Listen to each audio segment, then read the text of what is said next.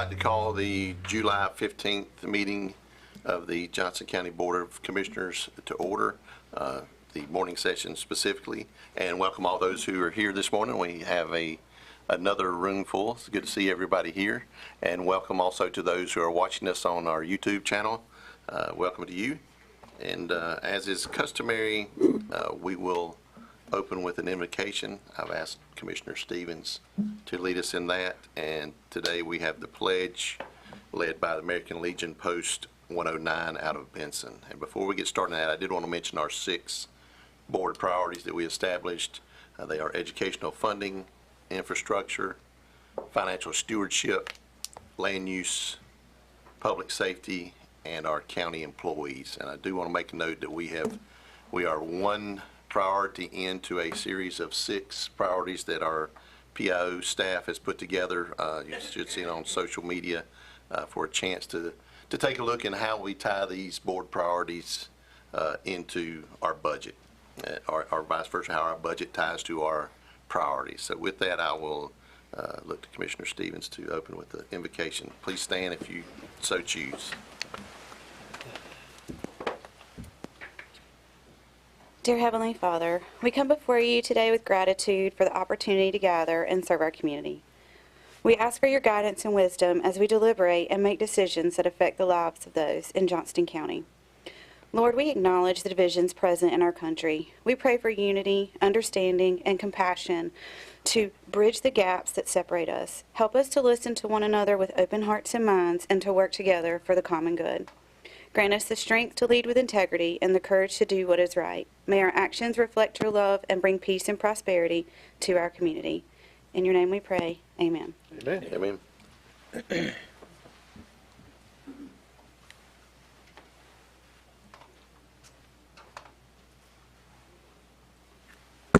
I pledge allegiance to the flag of the United States of America and to the republic for which it stands, one nation under God, indivisible, with liberty and justice for all. Thank you. Thank you, sir. Thank you. Please be seated. Right. The first item on the agenda is discussion and approval of the agenda. Is there any need to change any of the items or add any to the agenda? Mr. Chairman, I move the agenda be adopted as presented. Second. All right, we have a motion and a second. Any other discussion?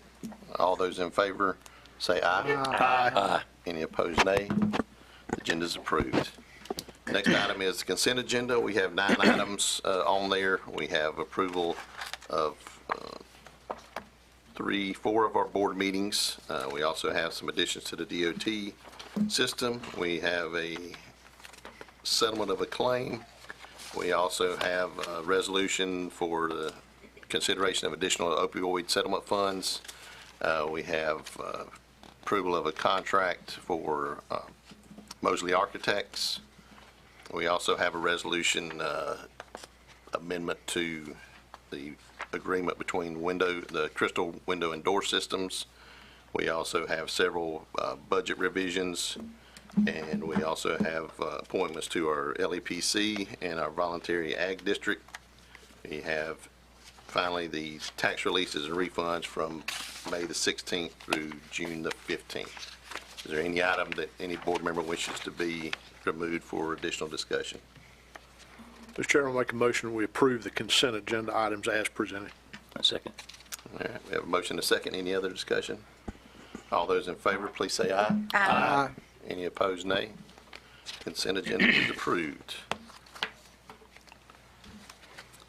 Next up, we have public comments, and I know we have 2 groups that are wishing to speak.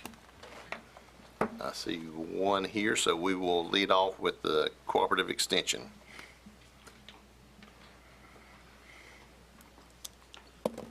Good morning, honorable commissioners. It's great to be with you here this morning. We have 2 items that we want to bring to you this morning.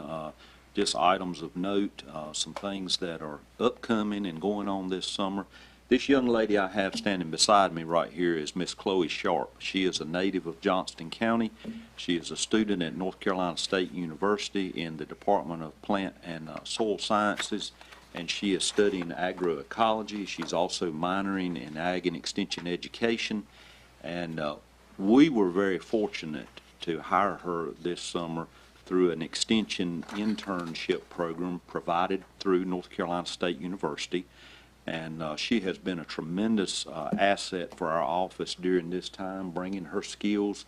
Those of you that are on social media have undoubtedly probably seen some videos that she actually created and have been posted to our social media accounts, letting people be aware of things that are going on in agriculture. And the one in particular is the recognition of farmers.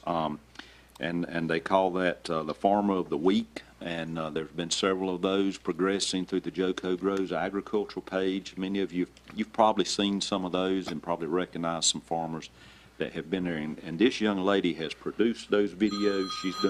She's been the one behind the camera and the one editing the video, and has just done a tremendous job. And she's the kind of person we'd hire if we had the chance to do it sometime later. And we just wanted to bring her here this morning, let her be introduced, see if you had any questions for her of her experience while she's been working with us this summer. And she'll be with us a few more weeks, and there'll be a few more things to see on those channels. And before we leave, we'd love to get a picture of you guys. This is part, she's getting class credit for this too, and this is part of that credit process, that she come and attend a county commissioner meeting and learn about our local government and leadership here in the county. So here, if you want to ask Chloe any questions, please feel free. That corn crop I just showed you won't give me a Farmer of the Week, will it? Chloe, where are you from? I'm from the Benson Four Oaks area. Okay, good. Yes, sir. South Johnston. Yep. Yes, sir. Good, good. And she graduated from South Johnston. Had a good FFA program down there. Absolutely, yes. Great. Any other question? Now, didn't we see you at the Stevenson Yes, sir. Yeah. land? Yeah, I thought so. Okay. Yes, sir. And Brian, I thought it was you behind all those videos and social media posts. I'm surprised. You do better than that. We'd love to take a picture. Okay, yeah, sure. If you all would favor us with that. And Nicole, and let me say too, she has been working directly with Nicole Youngblood, and Nicole laid out those work plans for her and has supervised her in this. And so that is. And I already miss it. That is Nicole. I saw you and said that many weeks, and I saw you back there shaking your head. Oh yeah, I'll do it real quick and I'm gonna get out of the way. Cheese. Right. Perfect, thanks, guys. All right. Thank you. Now, the other item is that I know y'all have a county Association of County Commissioners annual meeting coming up, and as a part of that, the Youth Voice Conference that takes place there, and we have a young lady here with us that's going representing Johnston County 4-H, and Meredith Wood, one of our 4-H agents, is going to come up and mention that to you, and I think she'd like to have a picture with Annalise as well. Okay. I feel like we just did this. Yeah, I know. The years come back around. We're always humble and grateful to stand in front of you and just share the impacts that we're able to do through 4-H programming. So this is Annalise Austin that I have with me today. And I first met Annalise when she came to a public speaking workshop that we had a few months ago. And when I heard her speak, she blew me away. I said, girl, you came in here ready. So she attended our public speaking competition we had in June. She's also a part of our Action and STEM 4-H club, which is a fairly new club. And her mom contacted me and said, is there an opportunity for her to attend Youth Voice? She heard about the opportunity, and she just told me that she is really excited about public speaking, and so I think she's going to have a great experience. She has prepared a little bit for you today as a part of the process. They do like to encourage them to speak on things that they care about and things that they may think are facing teens in Johnston County. So I think she has something prepared if you have a few moments, and then we'll get a picture. Okay. All right. Okay. Great. Hello, ladies and gentlemen. My name is Annalise Austin. I have been involved in the 4-H group Action in STEM for the past year and recently participated in a 4-H speech competition where I discussed citizenship and community service. As your delegate, I have confidence that Youth Voice will help me build my communication skills and appreciate the county's budgeting system. I'm excited to attend the Real Cutter seminar and gain understanding of my own and others' strengths. Due to my past experience presenting at 4-H, I believe that my exposure to public speaking will help me thrive at Youth Voice. Recently, my awareness of the prescription opioid crisis in North Carolina has grown significantly, and the numbers are truly staggering. I appreciate the county commissioners for attempting to make a difference with this horrific crisis. Attending Youth Voice will equip me with skills that will assist me in being a leader amongst my fellow peers in Johnston County. I thank you for providing me with this opportunity to learn and expand my horizons. Thank you. Fantastic. Any questions, comments for Annalise? I do. Every year we have a breakfast jointly with the youth that go to this thing, and I look forward to that. So I'll see you for breakfast one morning, Annalise. Yes. You did an excellent job. Very Very, nice. very good. Thank you. Yeah, I was just going to say it continues in a long line of great delegates, very impressive delegates. So the bar is high, and I think you are right at that high bar. So and I will see you too. Thank you. And I just want to give your mom credit for you getting involved in such an early age. I think that's going to do well for you in the future. Can we get a picture? Yeah, sure. Absolutely. Do we have some other folks that want to get in the picture too? you got your mom proud. I'm just saying. Super mom. Yeah.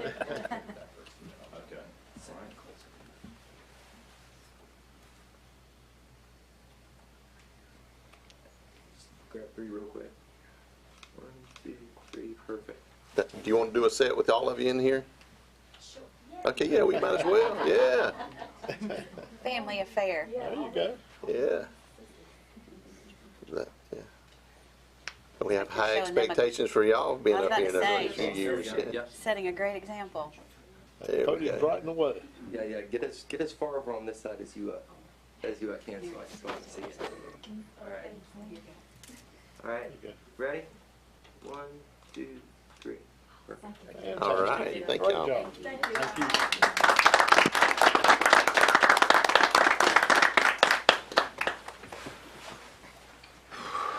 All right, we have one other person that had requested to speak, but I don't think Mr. Stevenson is here.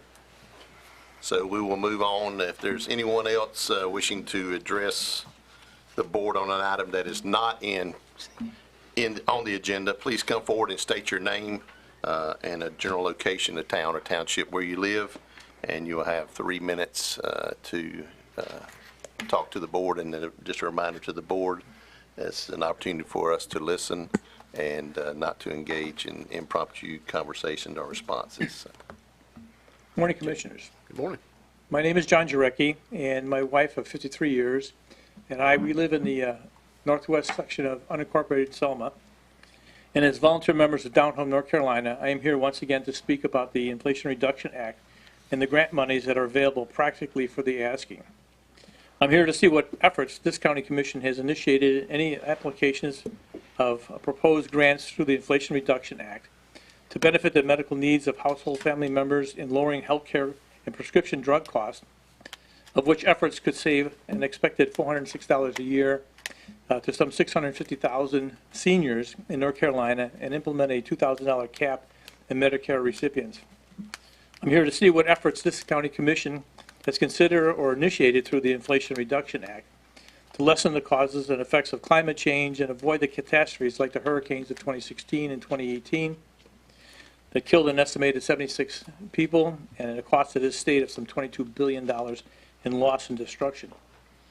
I'm here to see what efforts this county commission has initiated through the Inflation Reduction Act and applications of proposed grants available to residents of some portion of some $80 million in financial rebates for millions of households to adopt clean energy products such as electric and hybrid vehicles, solar panels, and more efficient home heat pumps, and grant monies for weatherizations of poorly insulated homes, which could save more than $1,800 annually on energy bills, according to the climate analyst group Rewiring America. I'm here to see what you have begun in providing assistance to your voting constituents of low to moderate income families, providing better local available transportation, and financial assistance with the ever-increasing utility costs and rental rates.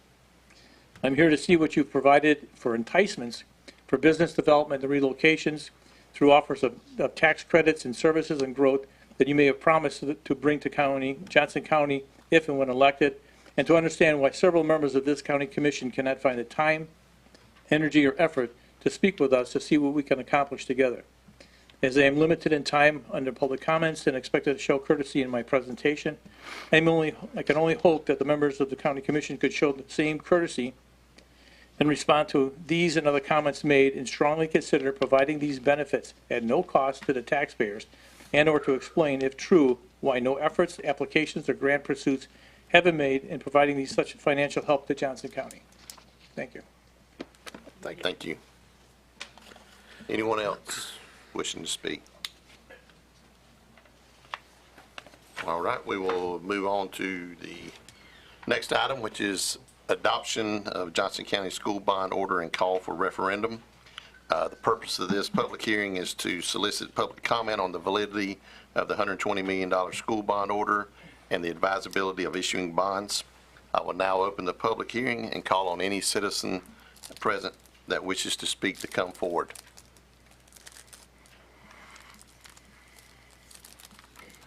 All right, seeing no one coming forward, I will close the public hearing and say the board will now consider the adoption of the $120 million school bond order and a resolution calling for the referendum on November 5th, 2024, establishing the question for the ballot and directing the clerk to make the necessary publications and to deliver a certified copy of the resolution to the Board of Elections. Mr. Chairman, I move to adopt the school bond order and resolution. Second. All right, we have a motion and a second. Any other discussion? If not, all those in favor of the motion, please say aye. Aye. Any opposed? Nay. Motion carries. And we will do a similar thing for the adoption of the Johnston Community College School Bond Order and call for a referendum.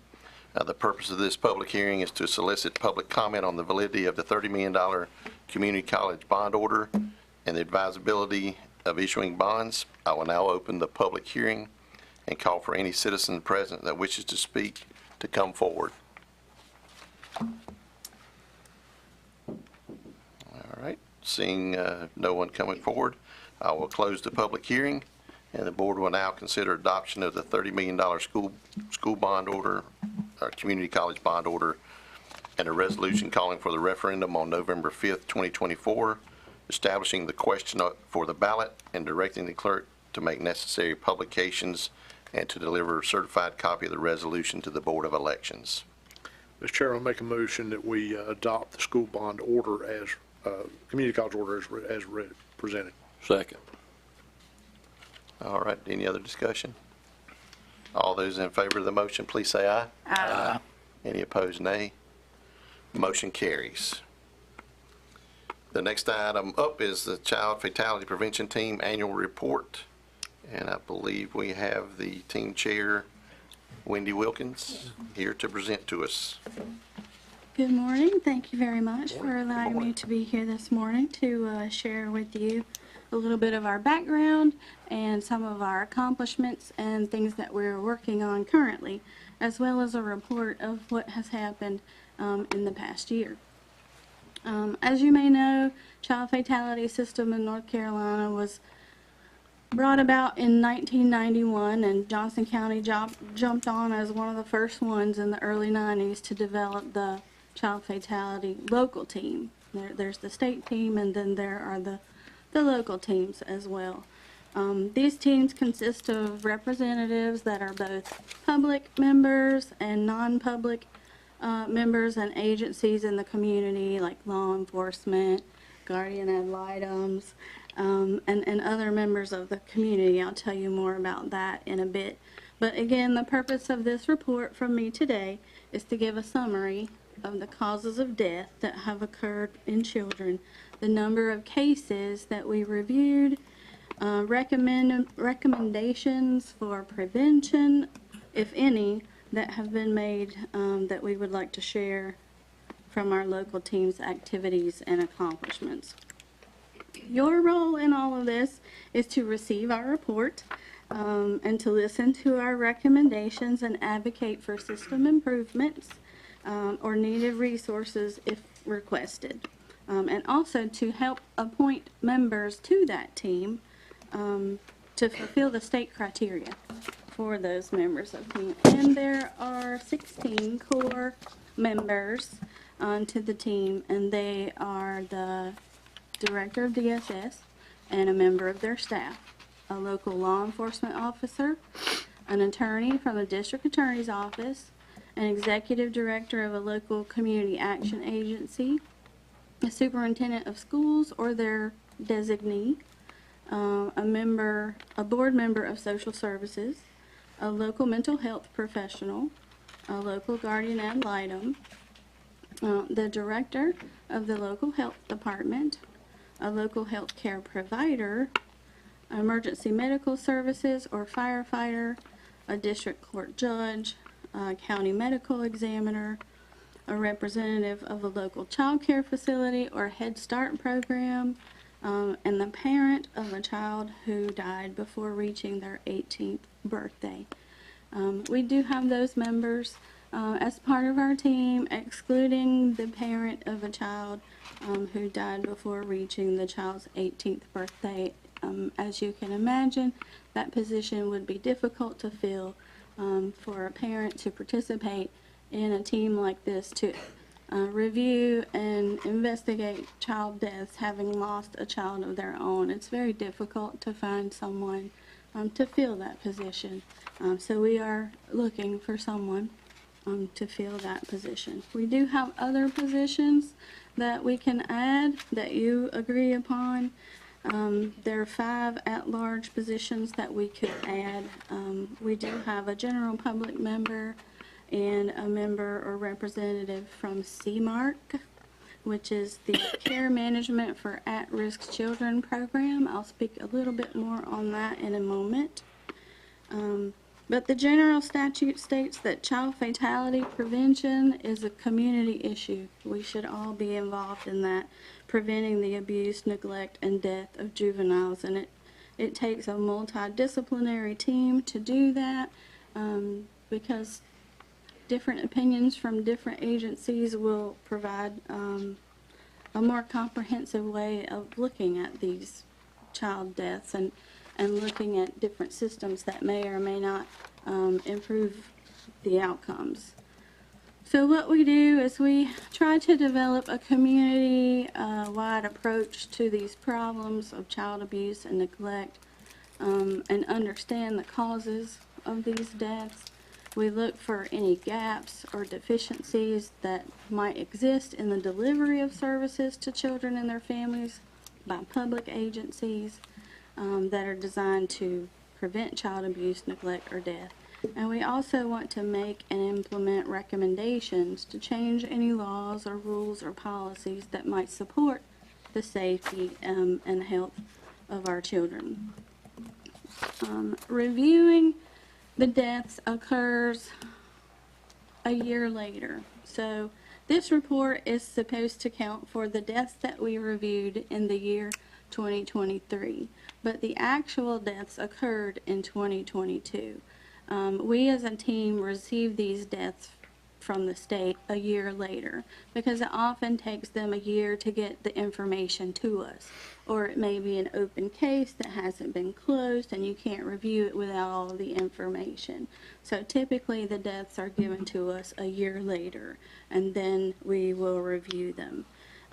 So the total for this past year that we reviewed the deaths that occurred in 2022 in the year of 2023.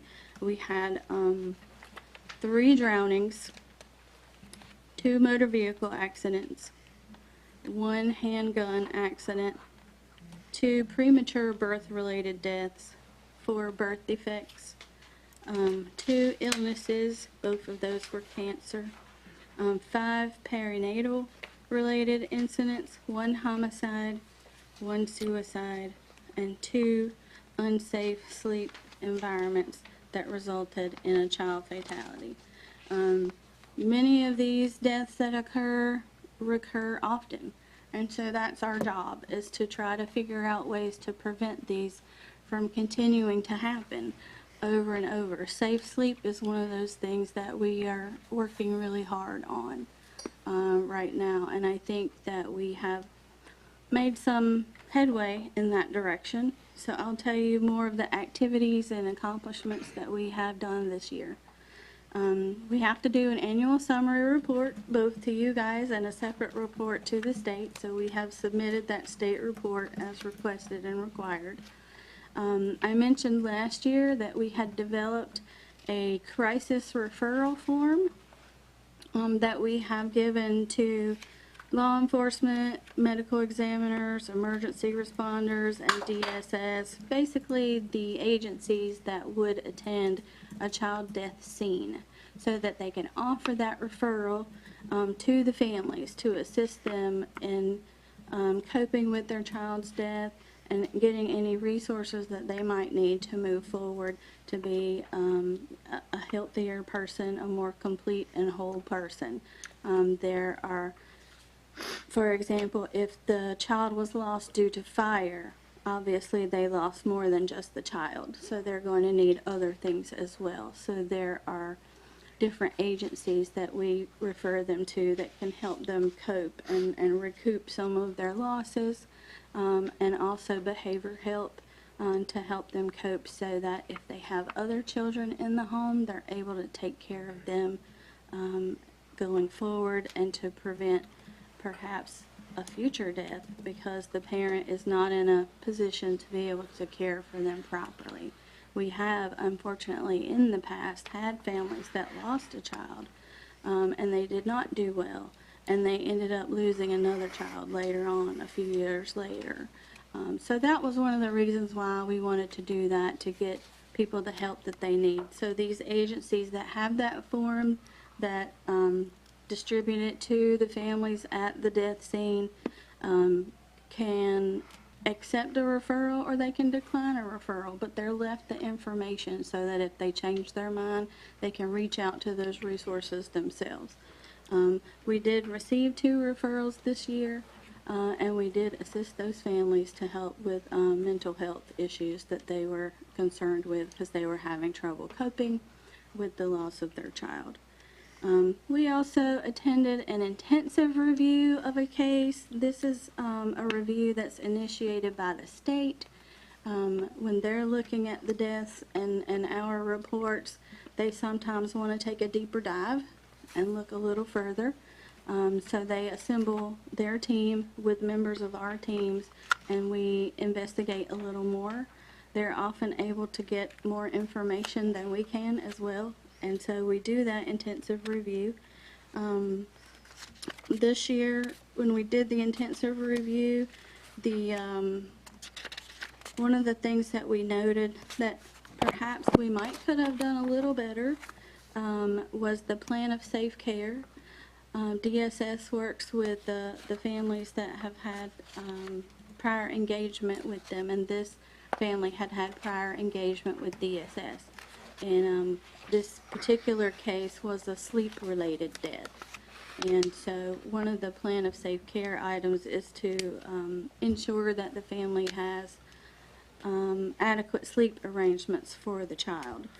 But this particular family had moved around a lot and had had several different residences within a very short time. So it was very difficult for DSS to assess each particular household that they were in because they had moved so much.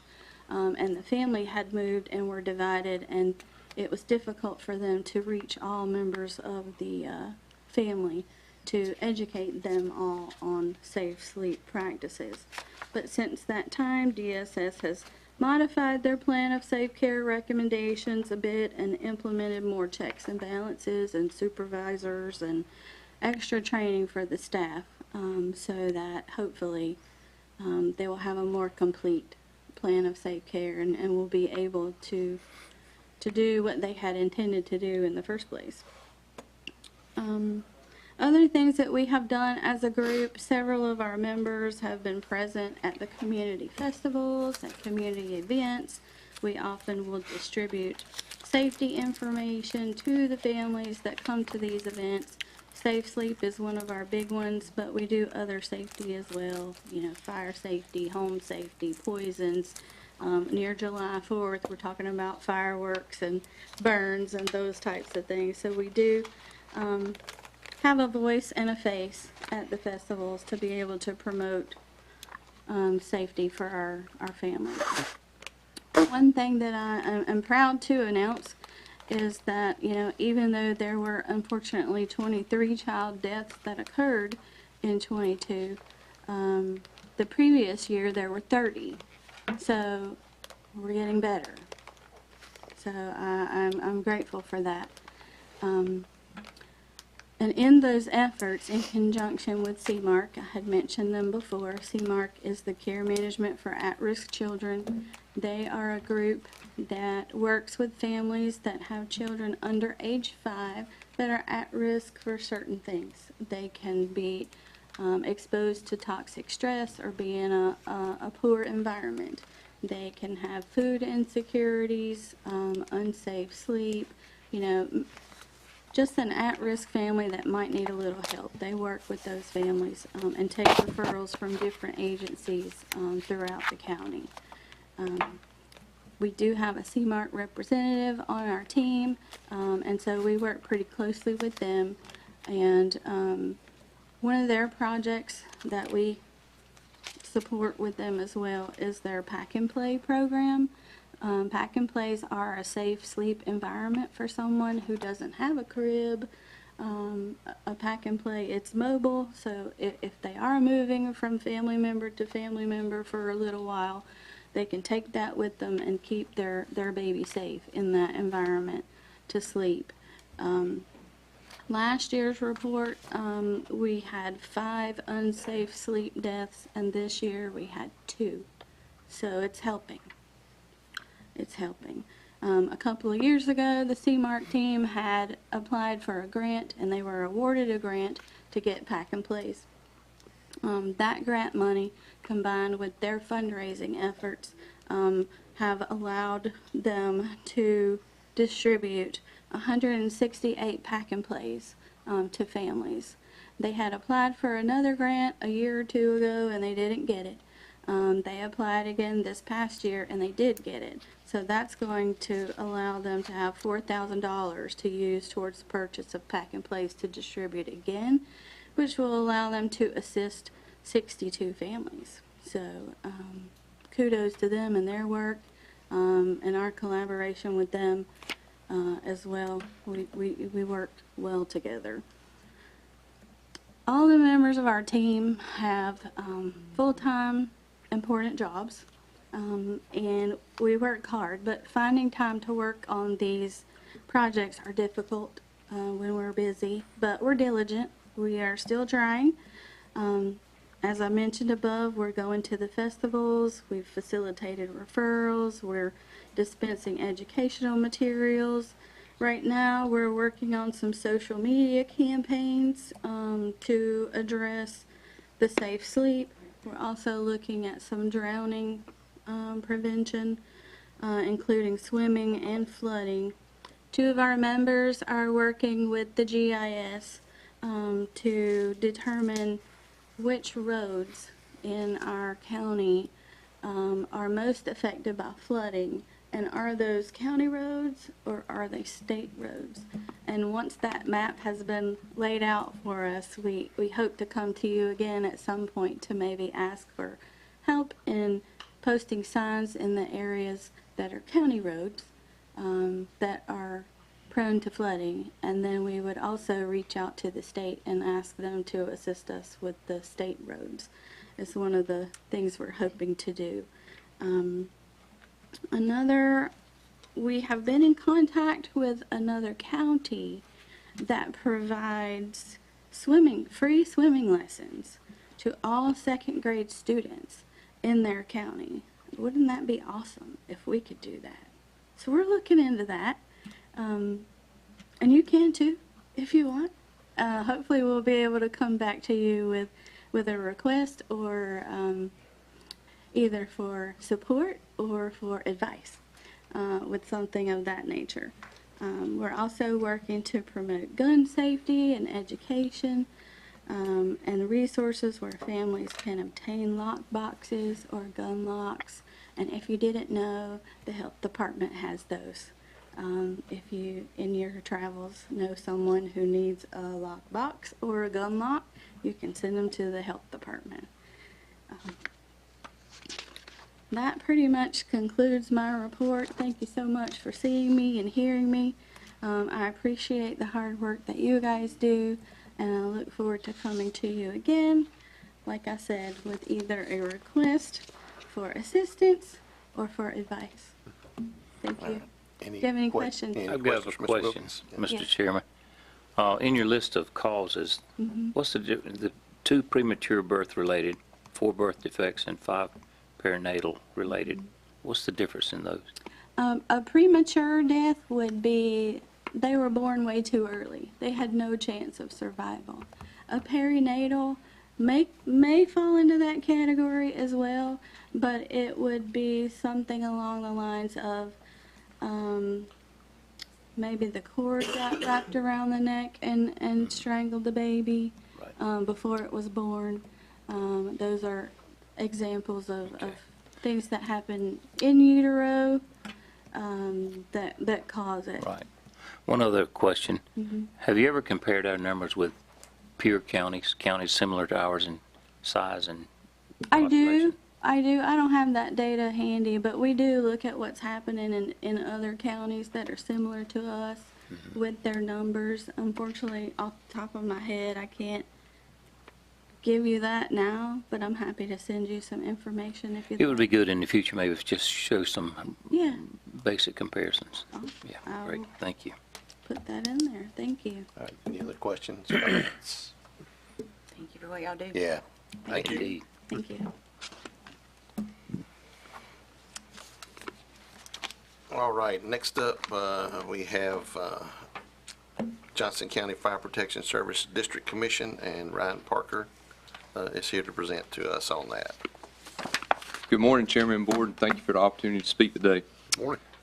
As you are well aware, county staff and fire service leaders have worked diligently to develop and propose the Johnston County Fire Protection Service District, which this board chose to adopt back in April.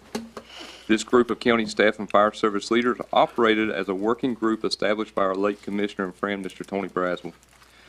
With the Johnston County Fire Protection Service District now adopted and acted, I ask you to consider the documents presented outlining the creation of the Johnston County Fire Protection Service District Commission. The Fire Commission would serve as an advisory board to this Board of Commissioners with the ability to make recommendations concerning fire protection and emergency services provided by the contracted agency serving the Johnston County Fire Protection Service District. If you have any questions, I will be happy to discuss them.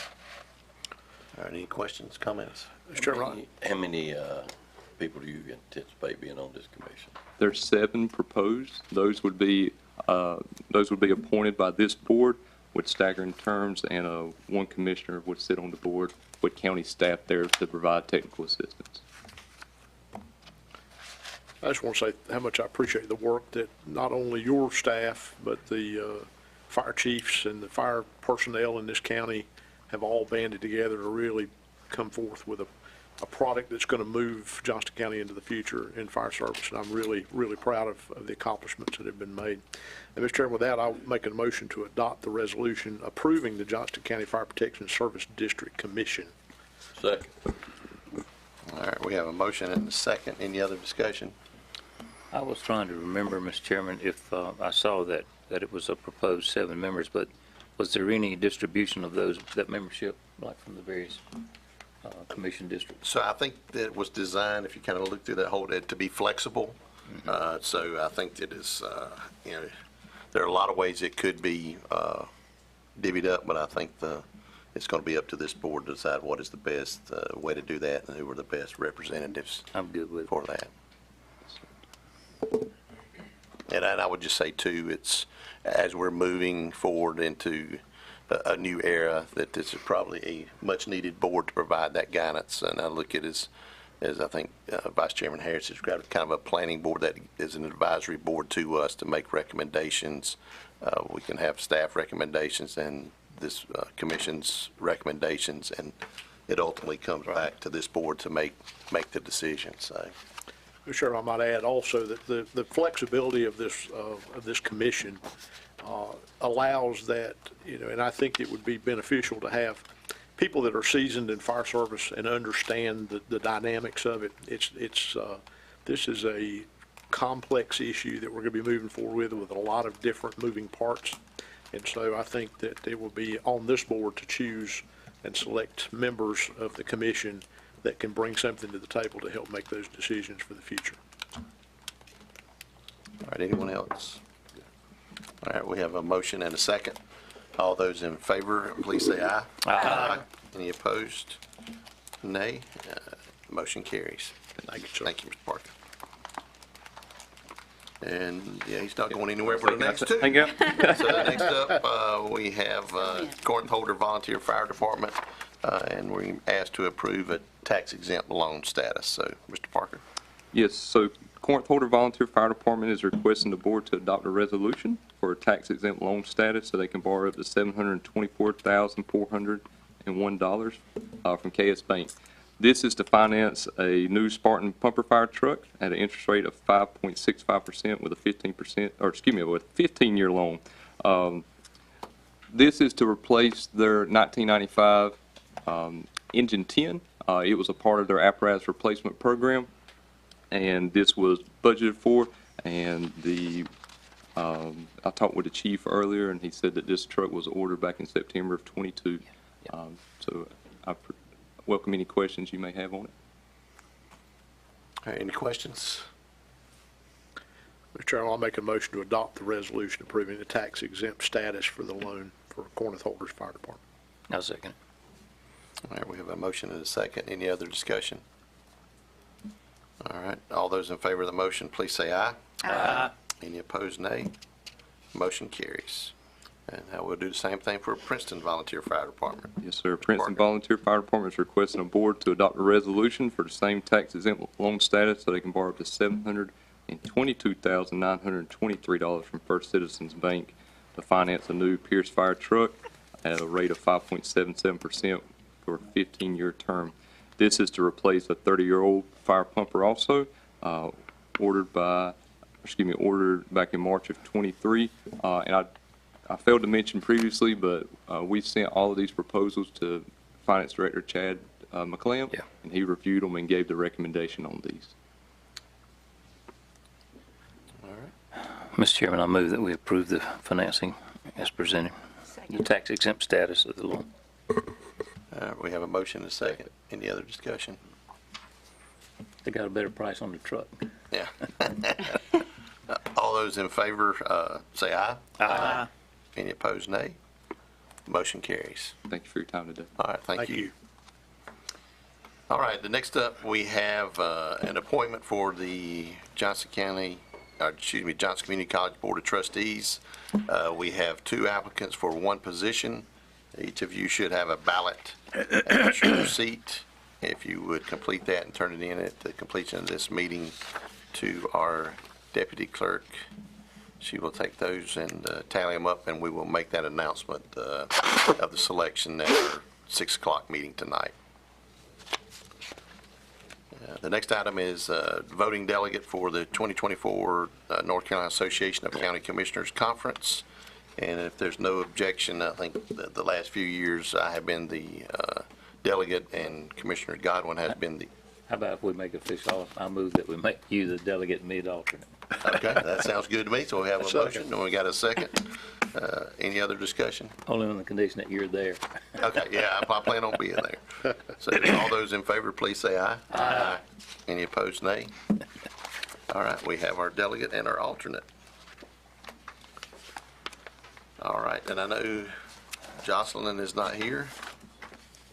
There we go. So we will still receive our delinquent tax collection report. Hey, Dennis. Good morning. Yeah. For y'all, that don't know me, I'm Dennis Woodward. I'm the Deputy Tax Administrator, and I'm here to present the May collection report. Just to note that this report reflects the end of May's collections report, and the end of year numbers were given at the August 5th Board of Commissioner meeting. I'm just going to highlight right now and mention a few things, and if you have any questions, just let me know. So at the end of May, we collected 99.85% of the levy charged to collect. I want to also mention that our 2024 tax bills will be mailed August 1st. These will reflect the new county tax rate and the new Johnston County Fire District. I also want to mention that the Johnston County reevaluation is still in progress. The Pearson Appraisal Service has completed over 108,000 parcels at the end of June.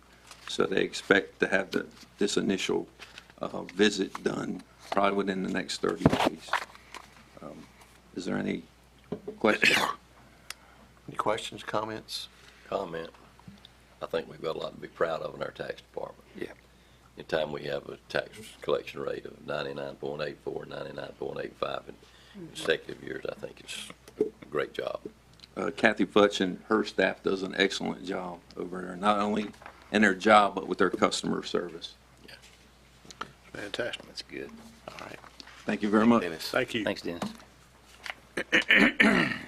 All right, now we have manager reports and comments. Rick, do you have anything? No, sir. Of course. All right. Then I will turn it over to board reports and comments. I'll start with you. I would like to see us put some teeth into our utility policy as far as when we approve pump stations and force mains. A lot of times a developer will bring to us a project and he will design a pump station for that project. And in all respect, that's probably all he needs to have to worry about paying for. But a lot of times he's in an area that is tremendously poised for future growth, and that growth comes right behind this development most of the times, and it ends up being out of our pocketbook. It would be so much easier if we would adopt a policy to build the largest facility that we could envision in that area by looking at the data and get all the demographics of the area and find out what the potential would be for a pump station there and develop it to that point. There's always been the argument that we can't maintain sky velocity in our lines, but we can come up with a much larger wet well, larger pumps, larger force main that will accommodate future growth. We pay for it. At the one time, we don't end up with 10 pump stations in a square mile area. We'll have 1 or 2, and we can size those lines and those pumps to maintain that sky velocity.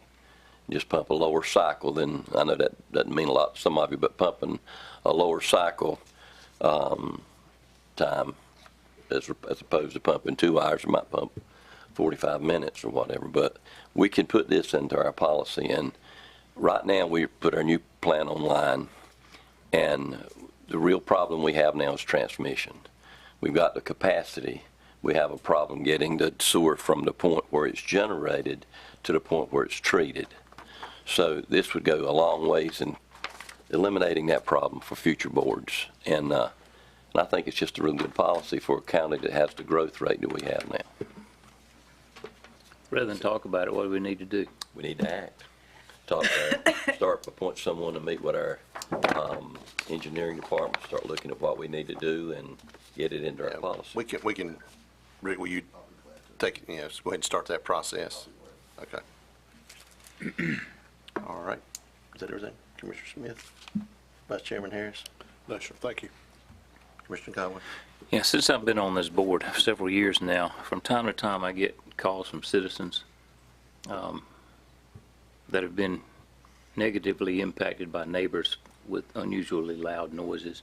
Typically it's loud music, sometimes it's gunfire and that sort of thing. And I believe in freedom, but I know how annoying it can be to have a neighbor, especially someone who moves in from down there, has got a different idea on things, different culture.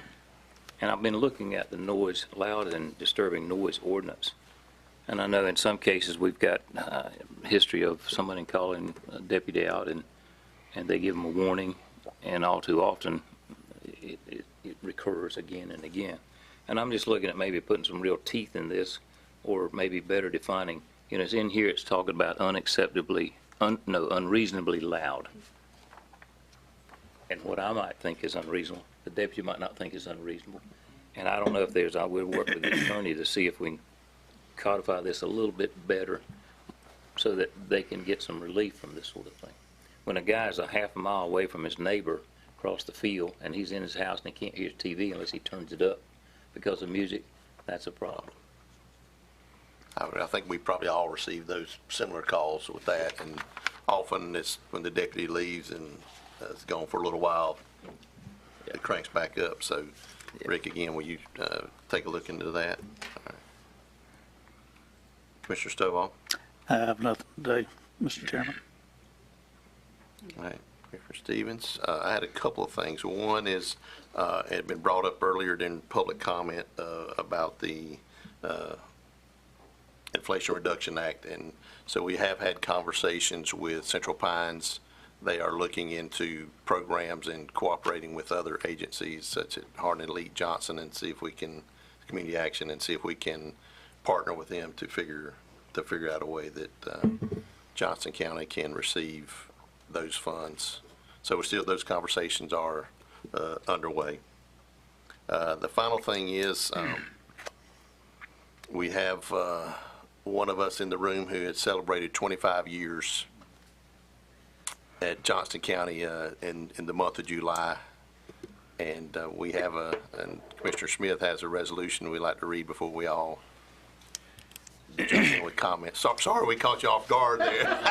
Can you zoom in on his face? We missed that opportunity. That was the plan. He's not sorry. Yeah, I am not sorry. Yes, so Commissioner Smith. Yeah, I'm almost as old as you, so that's why they asked me to read this thing. So we came about the same time, 1999, 2000. First time for me, you stayed the whole time. This resolution is supposed to recognize your extraordinary service and leadership for 25 years. Whereas pursuant to North Carolina General Statute 153A82, county managers are defined as being the chief administrator of county government and are responsible to the Board of Commissioners for the administration of all departments of county government under the board's general control. And whereas Rick J. Hester was appointed by the Johnston County Board of Commissioners to serve as the Johnston County Manager in July of 1999, and whereas pursuant to becoming the Johnston County Manager in 1999, Mr. Hester served Johnston County government in many roles, including his work in the Johnston County Planning Department. I didn't know that. That's new news for me. So, where he oversaw the naming of all county roads, which was a tremendous undertaking for what was a very rural county at that time. And whereas Mr. Hester has continued to effectively and efficiently lead Johnston County government through the last 2 decades, as the county's population has grown to over 200,000 residents, becoming one of the fastest growing counties in the state of North Carolina. And whereas Mr. Hester is currently the longest serving manager for a single county in the state of North Carolina, and whereas Mr. Hester is a dedicated public servant who is known for his visionary leadership, integrity, fiscal responsibility, but perhaps most of all, he is known for having a sincere and caring heart that only wants the best for Johnston County's citizens. And whereas the Johnston County Board of Commissioners sincerely appreciates Mr. Hester's inspiring commitment, professionalism, and for going above and beyond in every task he undertakes. Now, therefore, be it resolved that the Johnston County Board of Commissioners does hereby wish to honor and express our sincere gratuity to Rick J. Hester for 25 years of steadfast service as a Johnston County manager, and we look forward to many more years of working together to make Johnston County the best it can be for our citizens. Adopted this the 15th day of July, 2024.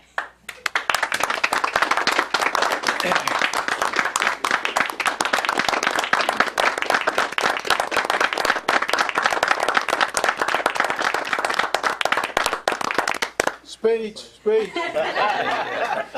forget you do need action. Yeah, we will. We'll get to that. Thank That you, was a Council. sticky resolution. Pretend. Thank y'all very much. It's been an honor, and I really can't say much, but thank you. It's to all previous boards and this current board, it's been a pleasure, and I appreciate it. I wish I could say more. Thank you, Mr. Smith, for reading that. Means a lot. My pleasure. Thank you. Appreciate your service and all y'all do. The good thing about this resolution, Yes, sir. it was all true. Thank y'all very much. I second Mr. Smith. Yeah, I take that as a form of a motion. I second Commissioner Smith's All right. motion. All right, we have all right. That sounds good. We have a motion and a second. All those in favor, please say aye. Aye. I ain't even going to ask if anybody's opposed because I don't want to throw the gavel at them. So, I'll just start around comments.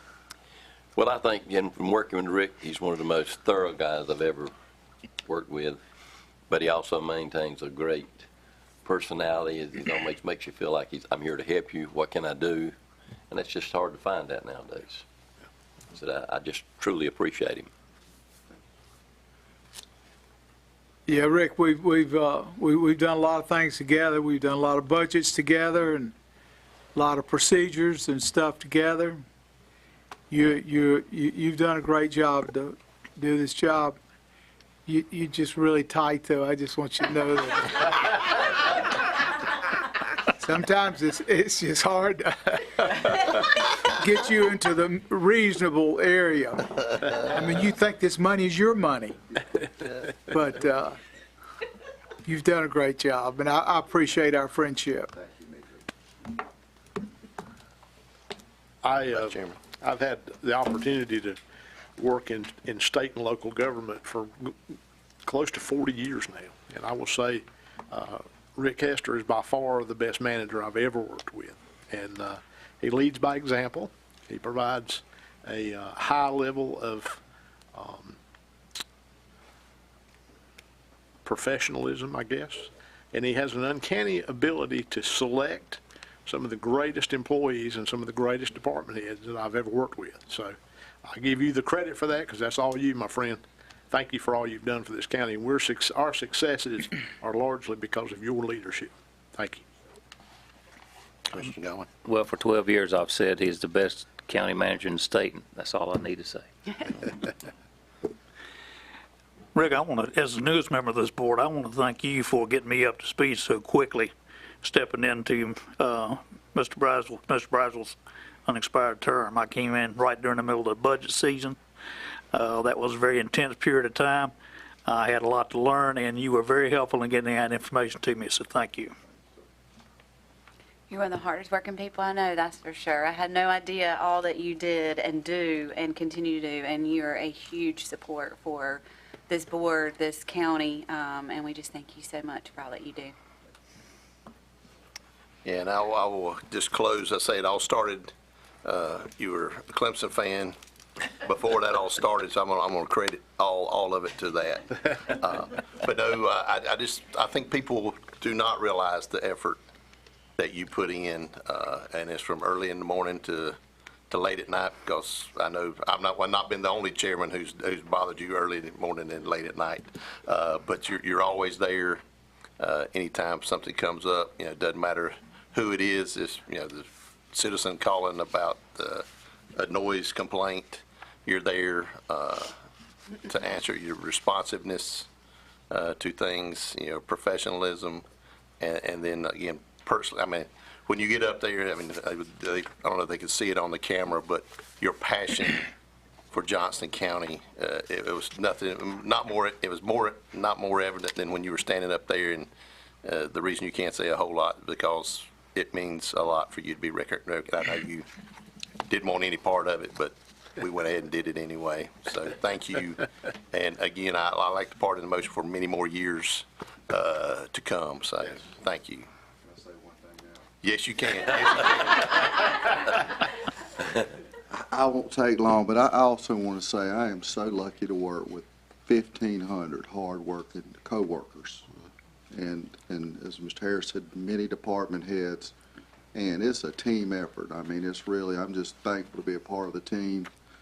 And I've been blessed to work with great boards, starting in 1999 and today.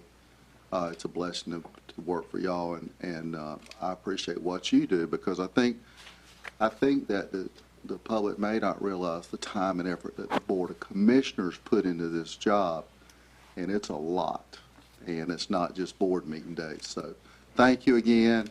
You really pulled one over on me this time, and I appreciate it very much. It was very hard to do, to keep it Oh, quiet. yeah. Well, thank you. Some of us like to talk a lot, so But- it was tough. Thank you very much. You might want to sign that one so he can have that one. All right.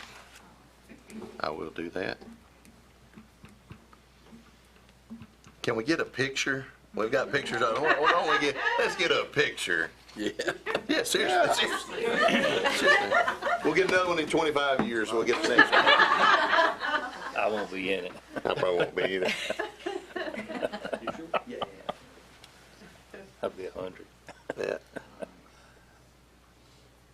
I'll get this for you, Rick. Here, I'll get a few with this one. All right. All right. I'm going to take 3 of them. Sorry, I'm going to back up. All right. 1, 2, 3. Perfect. All right. Hey, Well deserved. you get Dana to hit that. Yes, sir. Yeah, you're welcome.